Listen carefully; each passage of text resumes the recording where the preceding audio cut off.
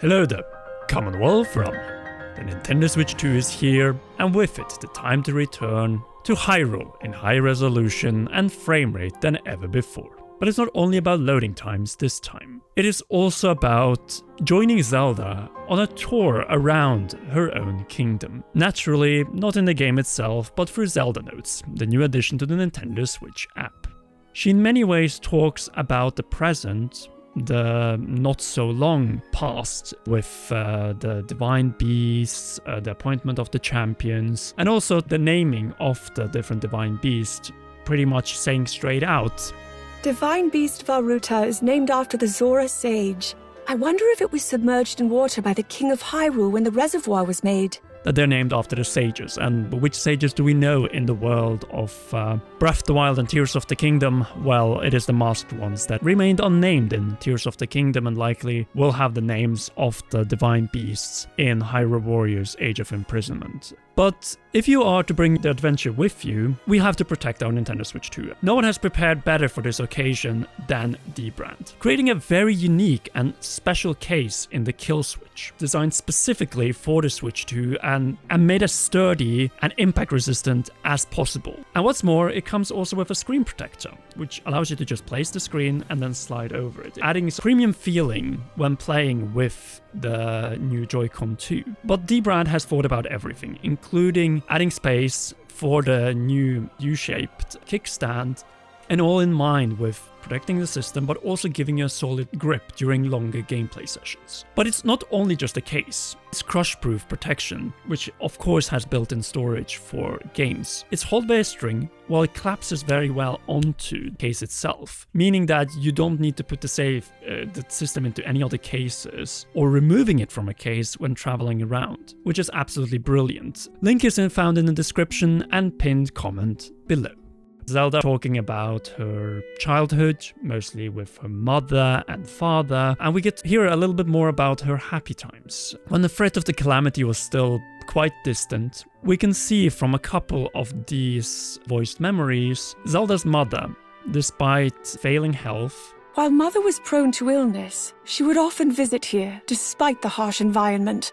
it's a little bit heartbreaking because it tells she died at an early age, but it seems like it was actually a disease at the end of it all. It wasn't an assassination as had been theorized beforehand. But Zelda had a pretty decent relationship with her father in other locations, including where the grave of the king has been theorized to be on Mount Hylia on the Great Plateau. And apparently where also it wasn't only Link who received the warm doublet, apparently Zelda did as well. It was in this place that I learned about everything from paragliders to cooking. I still remember the feeling of the warm doublet Father wrapped around my shoulders. It's clear that Zelda was a very good heir to the throne. But there is also some interesting tidbits, especially about the royal family apart from just Zelda's generation or Zelda's mother and father, so the king and queen of Hyrule. Specifically, there's this one passage about central Hyrule. It is said that Hyrule Forest Park began with a single tree planted by the first king and queen of Hyrule. Since then, a tree has been planted each time the throne is succeeded, and now they make up this thriving woodland. The real forest really tells us more about the generations, and we know that there's a lot of them. Like, you could count all the trees because they were planted for every succeeding generation, pointing out quite a bit of the history of the royal family, which we know dates back, of course, to King Rauru, something that is also highlighted by Zelda when visiting Rauru's settlement. Though it is small, this settlement is the oldest in the land. Named after the founding king of Hyrule, there are various theories regarding the specificity of that name. Some believe that it was the king's residence, others that it was a village of his most ardent supporters, and yet others claim it was the birthplace of the Hylian queen. Apparently, Queen Sonia was from here, and as a result it became important, and probably why the village itself and settlement came up on Rauru's command. Hearing Zelda talking about the origin of the kingdom on the Great Plateau, which we know we'll be exploring quite a bit in Hyrule Warriors Age of Imprisonment. Hyrule Castle was here on the Great Plateau in ancient times and is still under the protection of the kingdom. Father has decreed that the people are free to worship at the Temple of Time. Barring that, however, only the royal family may enter here. I imagine that is because the royal family still has many connections to this area. There's also some interesting tidbits from the rule of King Rhombus Foramus Hyrule, namely tied to the stables. Father decided that the stables would be places of refuge in preparation for the Calamity. In his words, there is more to protecting our people than simply fighting. Of course, they didn't know that the Guardians would take over and the speed of the Calamity would be greatly increased as a result. But it seems like they actually planned a front, and even a proper front at Hyrule Castle. The castle gate was only built in preparations for the Calamity. I understand that the gates of Hyrule Castle are being built in preparation for the Calamity. At the moment, Sheikah researchers and skilled Goron blacksmiths are working together and have gathered within the castle walls. It's clear to me that Father is taking the threat of the Calamity seriously. King Rome actually put a lot of effort into preparing the kingdom that he ruled. We only see the tense relationship that Zelda had with her father, but we don't see how good of a leader he was. I feel like Zelda Notes finally is able to highlight that to an even greater degree than we saw in Age of Calamity, where of course we saw a deeply concerned king knowing that the Calamity could hit at any moment. It's also interesting to note that a number of the statues were not carved out or made after the death of them, instead being commemoration of them getting the role and just appreciation of their great skills as leading figures of their tribes. It is said that this statue is made not only to honor her elevation as a champion, but also to act as a beacon for her safety, in the hopes that she will return home. She was embarrassed by it, however, and has asked King Dorephan to move it somewhere less prominent once she completes her duty. And in the case of the statue of Princess Mipha, especially after her death, they in many ways respect what was her wish. But it didn't happen until her mission against the Calamity Ganon was complete. And that is something that speaks true volumes of the Zora being true to their words. And besides the accomplishment of both Prince Sidon and Link in calming down, Vah Ruta was a solid reason to fulfill and commend the wish of Princess Mipha. Tuft Mountain is a destination for many mountaineers. It's also known as the Matchmaking Mountain. I set out to climb the mountain myself, but I was stopped by Link, who observed how very steep it is. Personally, I feel he was being overly cautious.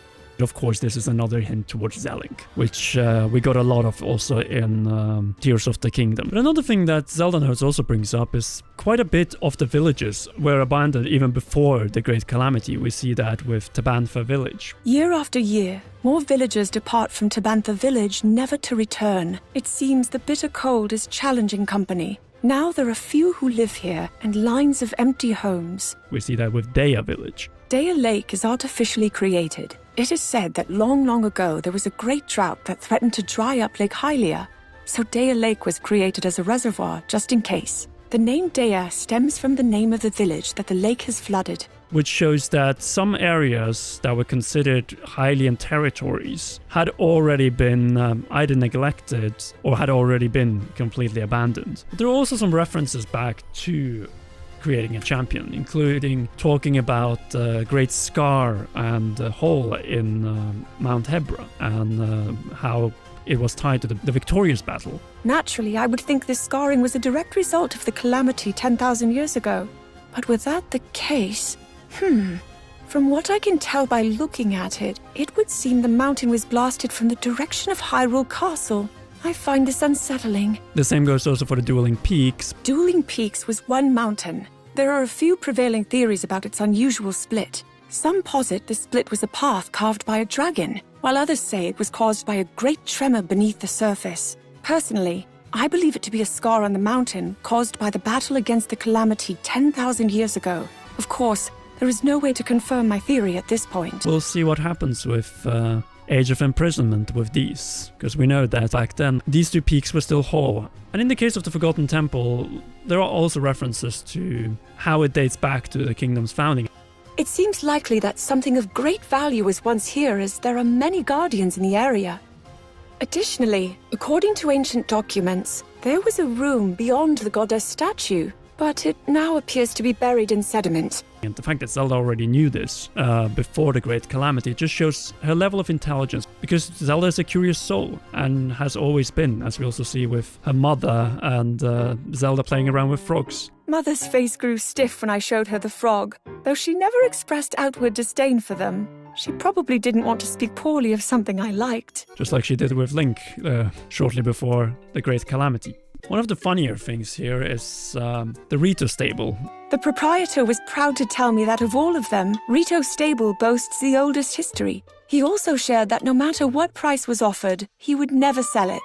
His passion for this place will surely be carried on through his family line. Which is the one that ended up to become the headquarters of Hyrule's biggest tabloid or newspaper in Tears of the Kingdom, despite being original stable. But what are your thoughts of Zelda Notes Hyrule Before the Ruin? Sound off in the comment section down below. If you haven't already, then be sure to leave a like, subscribe and press the notification bell. Last but not least, a big thanks to you for watching until the very end, and to all our patreon.com/comearound patrons. Special shoutouts go to Raw Producer, JC Funk, and Heroes, Cheryl, Garrett Hoy, Holly Wolf, and Gintar. You all rock, and please enjoy one or both of these two awesome videos.